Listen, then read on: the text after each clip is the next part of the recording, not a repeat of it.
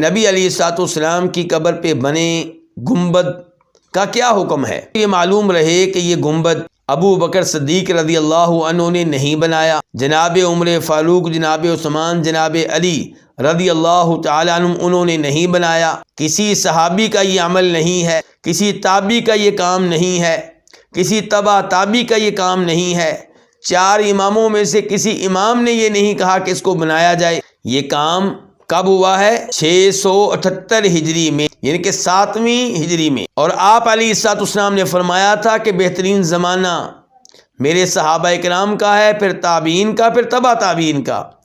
یہ جو خیر کے 3 زمانے تھے، فضیلت کے 3 زمانے تھے، ان زمانوں میں یہ کام نہیں ہوا۔